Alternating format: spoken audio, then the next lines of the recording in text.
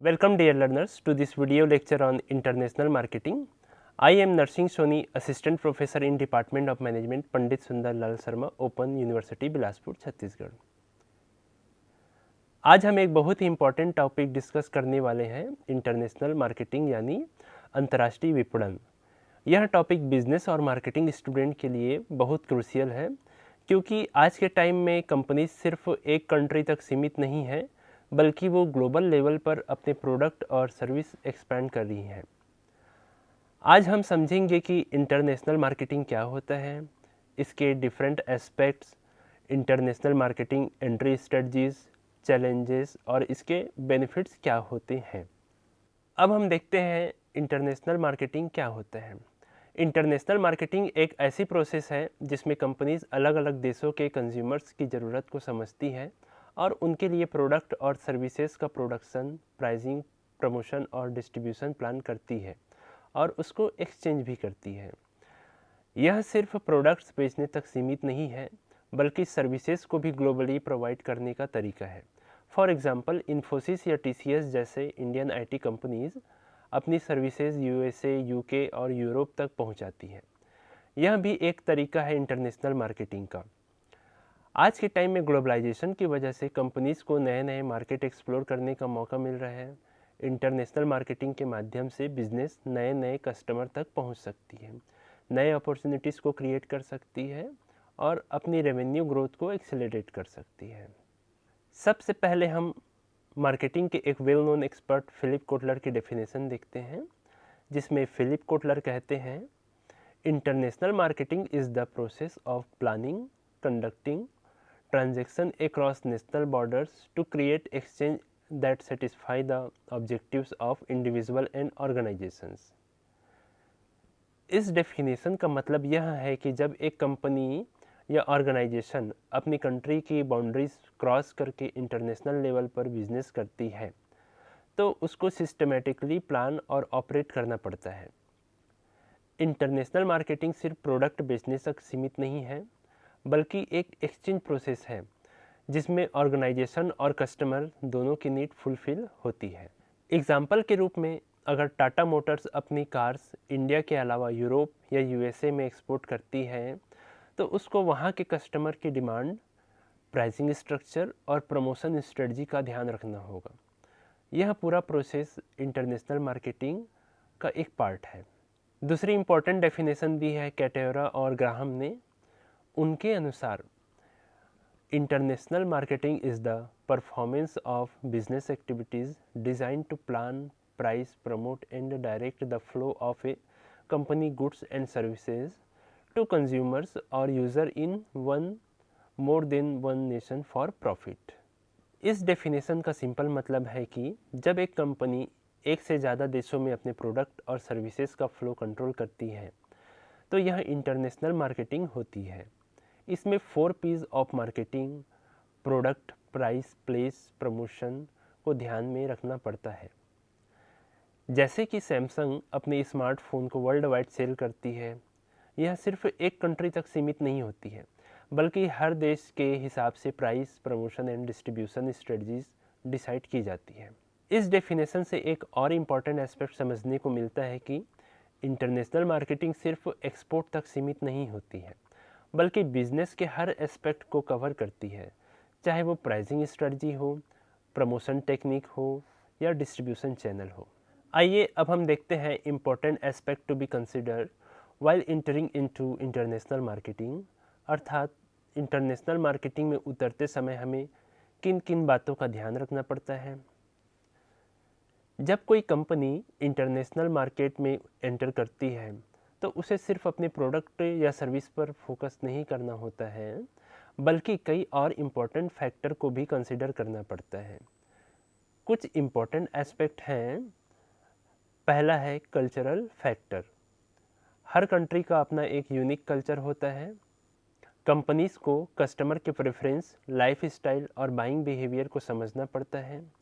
जैसे इंडिया में vegetarian food की डिमांड ज़्यादा है, लेकिन वेस्टर्न कंट्रीज़ में नॉन वेजिटेरियन फूड की प्रेफरेंस ज़्यादा होती है। वहीं पर दूसरे नंबर पर इकोनॉमिक फैक्टर्स का ध्यान रखा जाता है। जिसमें हर कंट्री की इकोनॉमिक कंडीशन डिफरेंट होती है। कोई कंट्री डेवलप्ड है, कोई कंट्री डेवलपिंग है और कोई अंडर डेवलप्ड है। सो परचेजिंग पावर और इनकम लेवल का डायरेक्ट इम्पैक्ट होता है कि किसी कंट्री में कौन सा प्रोडक्ट सक्सेसफुल होगा। वहीं पर लीगल एंड पॉलिटिकल फैक्टर को हम देखें तो हर कंट्री के अपने लॉज एंड रेगुलेशन होते हैं जो बिजनेसेस को फॉलो करने पड़ते हैं। जैसे कुछ देशों में एडवर्टाइजिंग रिस्ट्रिक्शन होती है, कुछ जगह पर कोई स्पेसिफिक प्रोडक्ट का इंपोर्ट या सेल अलाउड नहीं होता है। वहीं पर टेक्नोलॉजिकल फैक्टर में हम देखते हैं तो कोई कंट्रीज़ टेक्नोलॉजिकली एडवांस्ड हो सकती है तो कहीं इंफ्रास्ट्रक्चर वीक हो सकता है। जैसे ई कॉमर्स और डिजिटल पेमेंट कुछ देशों में तेज़ी से ग्रो कर रहे हैं, जबकि कुछ डेवलपिंग कंट्रीज़ अभी ट्रेडिशनल बिजनेस मेथड ही यूज़ करती हैं। अब हम देखते हैं why do organisations move towards international marketing. आज की कंपनी इंटरनेशनल मार्केटिंग के लिए क्यों प्रिफर करती हैं ज़्यादा। आज की कॉम्पिटिटिव दुनिया में कोई भी बिजनेस सिर्फ एक कंट्री तक सीमित नहीं रहना चाहती है। ऑर्गेनाइजेशंस अपने प्रोडक्ट्स और सर्विसेज को ग्लोबली एक्सपांड करना चाहती हैं ताकि वो नए कस्टमर तक पहुंच सकें और अपने बिजनेस को ग्रो कर सकें। आइए इसमें हम कुछ इम्पोर्टेंट रीज़न देखते हैं जो ऑर्गेनाइजेशंस को इंटरनेशनल मार्केट्स की तरफ बढ़ने के लिए मोटिवेट करते हैं, जिसमें सबसे पहला है इंक्रीज्ड इकोनॉमीज ऑफ स्केल। जब कोई कंपनी अपने प्रोडक्शन कैपेबिलिटीज़ बढ़ाती है और लार्ज स्केल मैन्युफैक्चरिंग करती है तो उसके लिए पर यूनिट कॉस्ट कम हो जाती है। इससे कंपनी अपने प्रोडक्ट को कॉम्पिटिटिव प्राइस पर ऑफर कर सकती है और अपनी प्रॉफिट बढ़ा सकती है। इसका एक बेस्ट एग्जांपल है टोयोटा। टोयोटा एक जापानीज़ ऑटोमोबाइल कंपनी है जो ग्लोबली अपने कार मैन्युफैक्चरर और सेल करती है। ज़्यादा प्रोडक्शन होने की वजह से उसकी मैन्युफैक्चरिंग कॉस्ट कम हो जाती है, जिससे वो अलग अलग कंट्रीज़ में अपनी कार अफोर्डेबल प्राइस पर बेच सकती है। दूसरा रीज़न है हाई प्रॉफिट अपॉर्चुनिटीज़। कई बार इंटरनेशनल मार्केट में प्रॉफिट मार्जिन डोमेस्टिक मार्केट के कंपैरिजन में ज़्यादा होते हैं, स्पेशली लग्जरी ब्रांड और नीश प्रोडक्ट्स को लेकर। इंटरनेशनल मार्केट में हायर प्राइस पर सेल होते हैं, जिससे कंपनीज ज़्यादा रेवेन्यू कमा सकती है। एक बेस्ट एग्जांपल है लुई विटॉन, जिसे प्रीमियम लग्जरी ब्रांड माना जाता है। यह ब्रांड अपनी हाई एंड बैग और एक्सेसरीज़ को इंटरनेशनल मार्केट में प्रीमियम प्राइसिंग स्ट्रेटजी के साथ सेल करता है। लग्जरी सेगमेंट के साथ कस्टमर प्राइस से ज़्यादा क्वालिटी और एक्सक्लूसिवली को वैल्यू देते हैं। इस वजह से इन मार्केट में कंपनीज हायर प्रॉफिट कमा सकती हैं। तीसरा रीज़न है huge market share. International expansion से कंपनीज अपनी मार्केट शेयर को सिग्निफिकेंटली एक्सपेंड कर सकती है। सिर्फ एक कंट्री में बिजनेस ऑपरेट करने से कस्टमर लिमिटेड होते हैं, लेकिन ग्लोबली ऑपरेट करने से कस्टमर बेस एक्सपोनेंशियली बढ़ता है और इसकी वजह से कंपनी के मार्केट शेयर भी बढ़ती है। एक परफेक्ट एग्जांपल एप्पल का है। एप्पल आईफोन, मैकबुक और आईपैड दुनिया भर में सेल होते हैं। यह सिर्फ एक अमेरिकन ब्रांड नहीं है, बल्कि एक ग्लोबल ब्रांड है जिसका प्रेजेंस हर मेजर कंट्री में है। इंटरनेशनल एक्सपेंशन की वजह से एप्पल अपने कॉम्पिटिटर से आगे है और एक ह्यूज मार्केट शेयर होल्ड करता है। फोर्थ रीज़न है एलोंगेटेड प्रोडक्ट लाइफ साइकिल, अर्थात ज़्यादा समय तक प्रोडक्ट डिमांड। कई बार एक प्रोडक्ट किसी एक कंट्री में मैच्योरिटी स्टेज पर पहुंच जाती है और उसकी डिमांड कम होने लगती है। ऐसे केसेस में कंपनीज नए डेवलपिंग मार्केट में एंटर करती है जहां प्रोडक्ट की डिमांड अभी भी हाई हो। फॉर एग्जांपल, कई इलेक्ट्रॉनिक प्रोडक्ट डेवलप्ड कंट्री जैसे यूएसए या यूरोप में जल्दी आउटडेटेड हो जाते हैं, लेकिन डेवलपिंग कंट्रीज जैसे इंडिया और अफ्रीका में उसकी डिमांड बनी रहती है। इस वजह से कंपनीज अपने प्रोडक्ट्स को नए मार्केट में सेल करके उनका लाइफ साइकिल एक्सटेंड कर सकती है। पांचवा रीज़न है अनटैप्ड इंटरनेशनल मार्केट, अर्थात नए अवसर और ग्रोथ अपॉर्चुनिटीज़ को फाइंड आउट करना। कई कंपनीज अनटैप्ड इंटरनेशनल मार्केट की पोटेंशियल को एक्सप्लोर करने के लिए ग्लोबल एक्सपेंशन करती है। ऐसे मार्केट्स जहां कंपटीशन कम हो या नए कस्टमर रैपिडली बढ़ रहे हो, वहाँ एंट्री लेकर कंपनीज अपनी ग्रोथ एक्सेलरेट कर सकती है। एक बेस्ट एग्जांपल नेटफ्लिक्स का है। पहले नेटफ्लिक्स सिर्फ यूएसए और यूरोप तक सीमित था, लेकिन जैसे जैसे इंटरनेट पेनिट्रेशन बढ़ा और लोगों की डिजिटल कंटेंट की डिमांड बढ़ती गई, नेटफ्लिक्स ने अपने ऑपरेशंस लैटिन अमेरिका, इंडिया और अफ्रीका जैसे मार्केट्स तक एक्सपेंड किए। इंटरनेशनल एक्सपांसन के बिना नेटफ्लिक्स इतना बड़ा ग्लोबल प्लेयर नहीं बन पाता। Now challenges in international marketing. जब एक कंपनी इंटरनेशनल मार्केट में एंटर करती है तो उसको कई तरह की डिफ़िकल्टीज़ का सामना करना पड़ता है, जैसे cultural difference, language barriers, legal issues और इवन लॉजिस्टिक प्रॉब्लम भी। अब हम इन सब चैलेंज को डिटेल्स में समझेंगे ताकि आपको समझ आए कि इंटरनेशनल मार्केटिंग सिर्फ एक अपॉर्चुनिटी नहीं होती है, बल्कि एक कॉम्प्लेक्स प्रोसेस भी होता है, जिसमें पहला है कल्चरल डिफरेंस, अर्थात संस्कृति से जुड़ी विविधताएं। हर देश की अपनी एक यूनिक कल्चर, वैल्यूज़ और ट्रेडिशंस होती हैं। अगर मार्केटर्स इन कल्चरल डिफरेंसेस को समझने में फेल हो जाए तो उनके कैंपेन्स फ्लॉप हो सकते हैं। फॉर एग्जांपल, एक मार्केटिंग कैंपेन्स जो यूएसए में सक्सेसफुल है ज़रूरी नहीं है कि मिडिल ईस्टर्न कंट्रीज़ या चाइना में भी इफ़ेक्टिव हो। जैसे अगर कोई ब्रांड यूएसए में बोल्ड और मॉडर्न इमेज प्रमोट करे तो वो किसी कंजर्वेटिव सोसाइटी में ऑफेंड भी कर सकती है। Brand failure example, Coca Cola ने जब चाइना में अपना ब्रांड नेम डायरेक्टली ट्रांसलेट किया तो इसका मतलब था बाइट द वैक्स टैडपोल, जो इनके कल्चर में निगेटिव मीनिंग रखता है, जो एक ब्लंडर था। बाद में उन्होंने अपनी ब्रांडिंग चेंज की। दूसरी चैलेंज है लैंग्वेज बैरियर्स, अर्थात भाषा की समस्या। लैंग्वेज बैरियर एक बड़ा चैलेंज है क्योंकि हर लैंग्वेज की अपनी एक यूनिक आइडेंटिटी होती है। उन्हें डायरेक्ट ट्रांसलेशन करना हमेशा सही नहीं होता है क्योंकि कई बार वर्ड्स का असली मीनिंग चेंज हो जाता है। फॉर एग्जांपल, केएफसी ने चाइना में अपना slogan finger licking good translate किया, लेकिन इसका मतलब बन गया ईट योर फिंगर्स ऑफ, जो लोगों को समझ नहीं आया और निगेटिव इम्पैक्ट पड़ा। इसके लिए मार्केटिंग टिप है कि कंपनीज को लोकल लैंग्वेज और कल्चरल एक्सप्रेशन का ध्यान रखना चाहिए। इसी वजह से बड़े ब्रांड्स अपने एड्स और स्लोगन को लोकल एक्सपर्ट के साथ ट्रांसलेट करते हैं। तीसरी चैलेंज है लीगल एंड रेगुलेटरी वेरिएंस, अर्थात कानूनी और नियामक विभिन्नताएं। हर देश के अपने बिजनेस लॉज और कंज्यूमर प्रोटेक्शन रूल होते हैं। कई बार कंपनीज को लीगल प्रॉब्लम का सामना करना पड़ता है अगर वो लोकल रेगुलेशंस को फॉलो नहीं करती है। फॉर एग्जांपल, यूरोपियन यूनियन का जनरल डेटा प्रोटेक्शन रेगुलेशन बहुत स्ट्रिक्ट है। अगर कोई कंपनी कस्टमर डेटा हैंडल करते वक्त जीडीपीआर फॉलो नहीं करती है तो उस पर भारी फाइन लग सकता है। इसके लिए मार्केटिंग टिप है कि हर नए मार्केट में एंटर करने से पहले वहाँ के लीगल फ्रेमवर्क को समझना बहुत ज़रूरी है। चौथी चैलेंज है इकोनॉमिक डिफरेंसेस, अर्थात आर्थिक असमानताएं।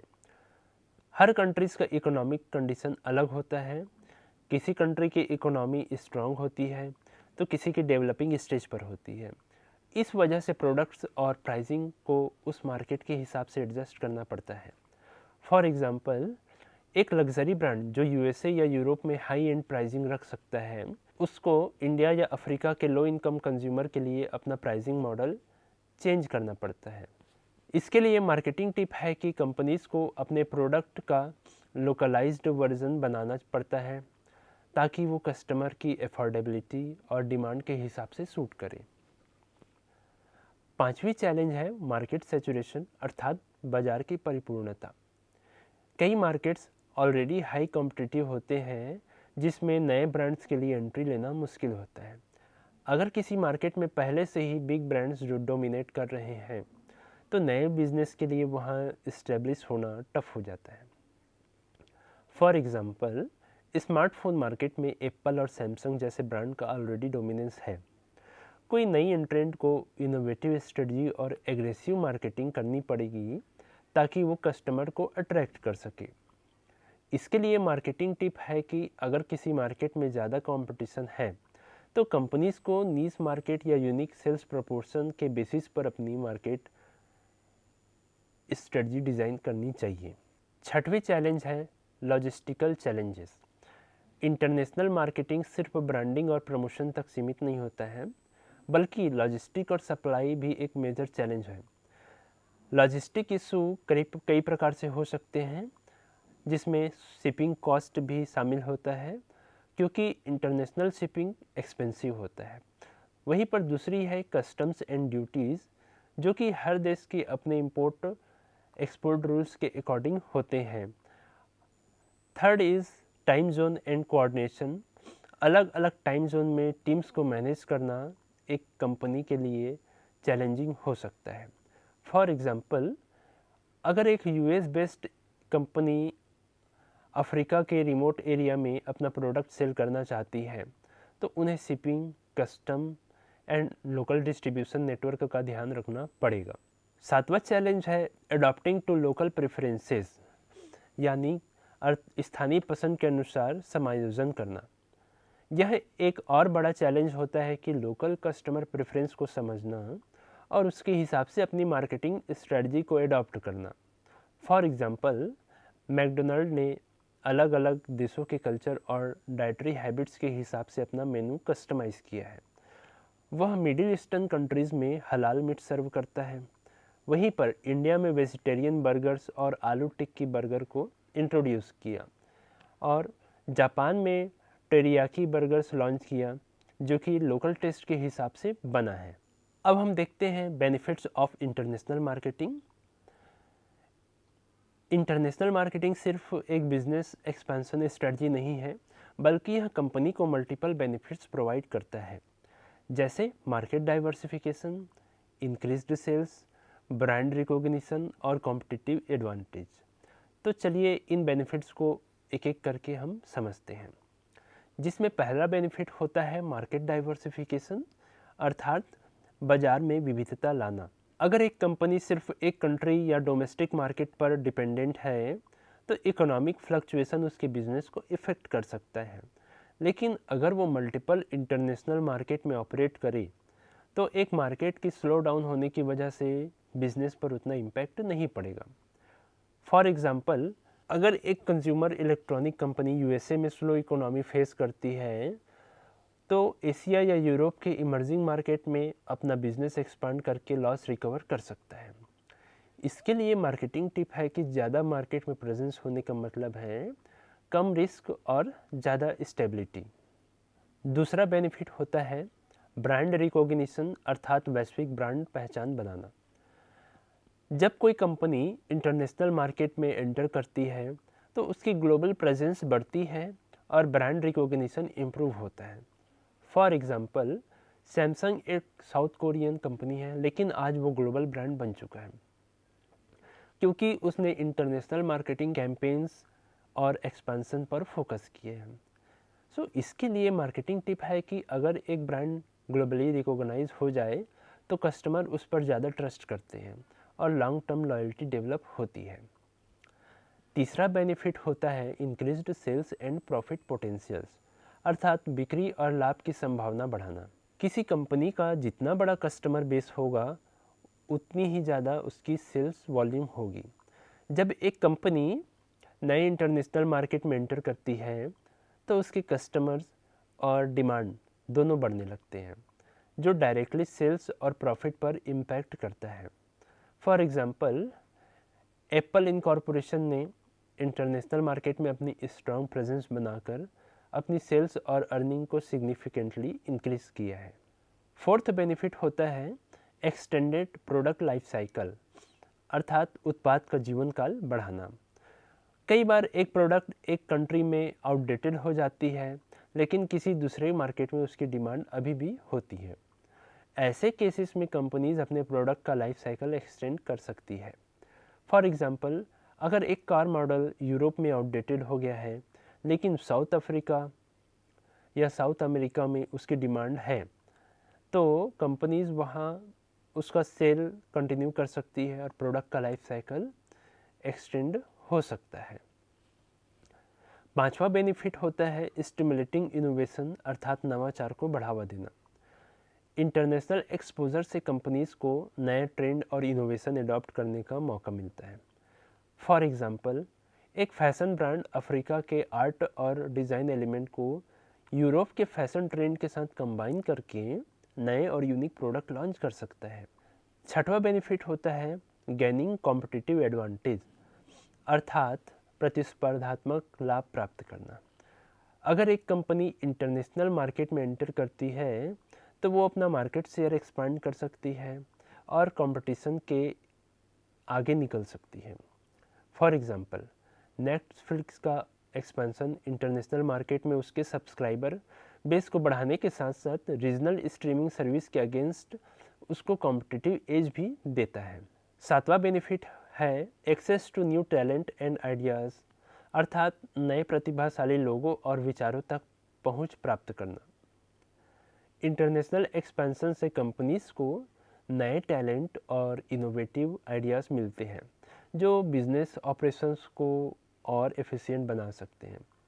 फॉर एग्जांपल, एक यूएस बेस्ड टेक कंपनी अगर इंडिया के Bengaluru silicon valley of India के इंजीनियर के साथ कोलैबोरेट करें तो उनको नए टेक्नोलॉजी सॉल्यूशन और इनोवेटिव अप्रोच मिल सकती है।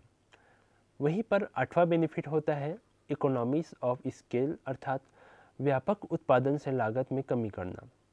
जब एक कंपनी अपना प्रोडक्शन बढ़ाता है तो उसकी प्रोडक्शन कॉस्ट पर यूनिट कम हो जाती है।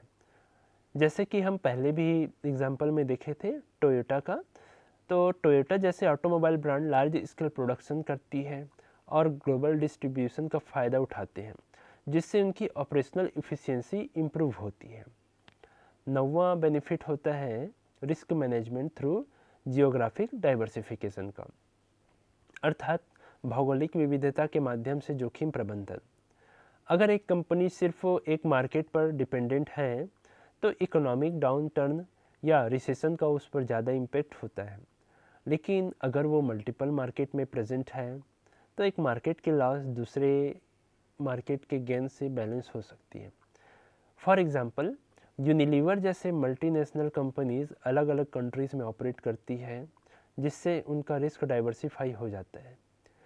10वां बेनिफिट होता है लेवरेजिंग फॉरेन गवर्नमेंट इंसेंटिव, अर्थात अंतर्राष्ट्रीय सरकारी प्रोत्साहन का लाभ उठाना। कई कंट्रीज फॉरेन इन्वेस्टमेंट अट्रैक्ट करने के लिए टैक्स बेनिफिट, सब्सिडीज़ और इजी बिजनेस रेगुलेशन प्रोवाइड करती हैं। फॉर एग्जांपल, आयरलैंड की कॉरपोरेट टैक्स पॉलिसी का फ़ायदा कई टेक कंपनीज ने उठाया है। इसके लिए मार्केटिंग टिप है कि जिस कंट्री में एक्सपेंशन हो रही है वहाँ के गवर्नमेंट इंसेंटिव और पॉलिसीज़ को स्टडी करना ज़रूरी है। 11वां बेनिफिट होता है cultural sensitivity leading to strong customer relationship, अर्थात संस्कृति की समझ से ग्राहकों से बेहतर संबंध बनाना। अगर एक कंपनी कल्चरल अंडरस्टैंडिंग पर फोकस करे तो वो लोकल कस्टमर के साथ स्ट्रॉन्ग रिलेशनशिप डेवलप कर सकती है। फॉर एग्जांपल, मैकडोनाल्ड ने इंडिया के वेजिटेरियन कस्टमर्स के लिए अलग से मेनू डिज़ाइन किया जो उनकी कस्टमर बेस को एक्सपांड करने में मददगार रहा। 12वां बेनिफिट होता है opportunities for strategic partnership and alliances, अर्थात रणनीतिक भागीदारी और गठजोड़ के अवसर। इंटरनेशनल एक्सपांसन से बिजनेस को नए पार्टनर्स और अलायंसेस मिलने के भी चांसेस बढ़ते हैं जो उनके बिजनेस ग्रोथ और इनोवेशन को एक्सेलरेट कर सकते हैं। फॉर एग्जांपल, टेक कंपनीज कई बार जॉइंट वेंचर और कोलैबोरेशन के जरिए नए मार्केट में एंटर करती है और नए कस्टमर को रीच करती है। डियर लर्नर्स, ये था हमारा आज का session introduction to international marketing पर। आज हमने यह जाना कि इंटरनेशनल मार्केटिंग क्या होती है, ये क्यों ज़रूरी है और कैसे कंपनीज अपनी प्रोडक्ट और सर्विसेज को ग्लोबल मार्केट तक पहुंचाती हैं। मुझे उम्मीद है कि आपको यह टॉपिक इंटरेस्टिंग लगा होगा। आपने लेक्चर ध्यान से सुना, इसके लिए आप सभी को धन्यवाद।